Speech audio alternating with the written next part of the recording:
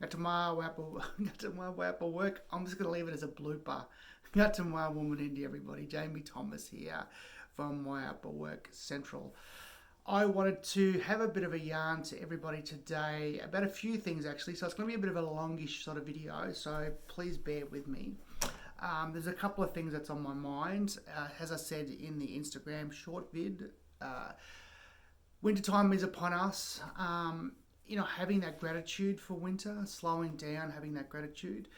If you don't live in a cold environment, I suppose there's no real winter. Like in Northern Australia, they have a dry and a wet season, and right now they're in a dry season, which is beautiful weather. And then in our summer here, they have a wet season, which is a rainy weather. So, yeah, if you're living in a cold area, I guess it's one of the things that we try to say to people is to have gratitude and appreciation for that, because that area is cold for a reason. So the whole regenerative process of Mother Earth is needed in that cold time. One of the things that we often do, I always talk about in the Wayapa workshops, is that one of the most complained about things on the planet is the weather, especially the cold weather or the rainy weather. So, imagine what that's doing to our bodies. So that conversation with the universe, with each other, with ourselves, about the negativity of, oh, it's so cold, oh, it's raining, I can't do this, I can't do that. That negative talk, negative speak is actually having a physiological, psychological, emotional response to you, which isn't healthy. So having gratitude for those seasons and cycles. And the other thing is that if you don't like the cold weather, you're not a tree. You can get up and move to warmer places. So yeah, that's one of the things I guess that we often think about, and it's given me a greater insight into my own mental health in relation to just negative speak in general. Yes, there's a lot of, talk about negative speak, there's a lot of stuff happening to Mother Earth. There's a lot of disconnect happening amongst humans with the planet, and yeah, that's having negative impact on other species and the health and well-being of the planet. So what can we do about it? Means of things we can do about it. Millions of things, I tell you. I just come back from an amazing weekend away with our Wayapa mentors, sort of supporting their community in the work that we do in our foundation, so cultural mentoring and healing.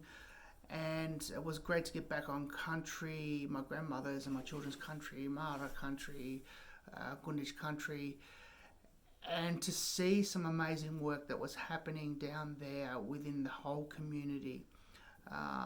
There was tree planting days yesterday. That was great to see people out and about planting trees. There was, revegetation programs happening down there, but also Sea Shepherd. If you don't know who or what Sea Shepherd is, check it out. It's a group of people that is about protecting our oceans. They are self-funded, and they had a beach cleanup day yesterday down there. We were down there looking at the whales, listening to elders' stories, and again, it's a whole of community approach.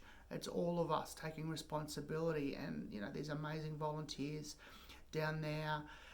We went over and had a yarn to them, purchased some of their products to support their organisations, made a donation and encourage that. We were a little bit time poor, so we did pick up some rubbish, but not a part of that official process. But amazing work. Shout out to Sea Shepherd out there. I think one of the things that the cross-collaborative approaches of different organisations who are looking after the planet is a necessity. We're not, when it comes to looking after the planet, we're not in competition with each other. We're not, and we shouldn't be. As humans, we shouldn't be in competition with each other about looking after the planet. It's all of our responsibility, so it's about all of us banding together and doing it for lots of different reasons. Aboriginal people do it for cultural reasons. We have a responsibility to our mother. Other cultures have a cultural responsibility to looking after the planet because we are connected to it. From a human perspective, it's about looking after the planet for our own immediate health right now. Clean air to breathe, clean water to drink, and clean, non-contaminated soil to grow our foods in. But generations to come, looking after this planet for generations, for our descendants that will come after us as human beings. So, there's all lots of different reasons to do the big things and to do the small things, but to do something is what Wayapa talks about. So having those relationships and conversations and encouragement of other great, amazing people and groups and organizations that are out there, talking about talking about recycling, or talking about saving species, or talking about, protecting areas of significance. They're all relevant, and we all have to do our bit. I think in a video or two ago, I talked about, do you. If you can only do one thing, do one thing. If you've got the capacity and the time and the energy and the passion to do multiple things, do multiple things. Do something. Don't be mindlessly disconnected. It's about being a part of the bigger picture of humanity, and that's what we talk about in Wayapa. So, I want to do another big shout out. We've got a course coming up. I've got a diploma course coming up in August, and we've still got a couple of spots available. We had someone that had to postpone until November, so we have a spot or two available. So if you want to become a practitioner, I guess what a practitioner does, a lot of people say, well, I don't have to be a practitioner to save the world. No, you don't. One of the biggest things that we talk about in Wayapa is that there is, by and large, a majority of the population that's disconnected from their relationship with the planet. And that's what's caused a lot of these problems and issues. So what we're saying is that how can we get people reconnected to look after the planet for themselves, for future generations? Wayapa work as a practice, as a tool, is a way of framing up a conversation, it's a template to engage people. It's non-judgmental, so we don't judge you on your lifestyle. It's about encouraging people. It's about supporting people with information and knowledge. It's about connecting people with like-minded groups or people in their communities. It is that it's being an influencer. It's influencing people's decisions by conversations. Wayapa work gives you the tools to do that. If you can do it, deadly amazing.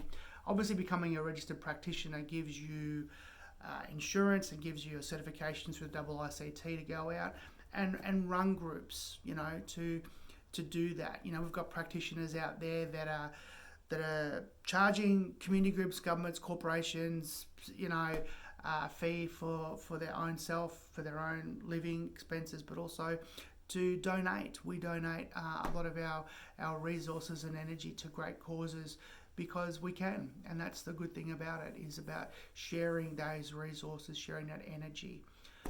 So we've had some amazing practitioners over the past couple of months doing some amazing work in amazing spaces. And the beautiful thing about it is I know we're on the verge. We've got some practitioners working with some overseas stuff. We're on the verge of going, to other countries. And the goal is to get Wayapa as a conversation globally. So people are using this common word. It's a catchphrase. Wayapa will be the catchphrase for connecting to the planet to look after it for generations to come. You have these other big words. Other companies that are not doing that as much.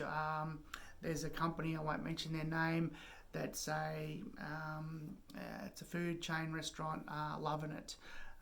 There's another clothing company that says just do it. And just do what? How about just do looking after the planet?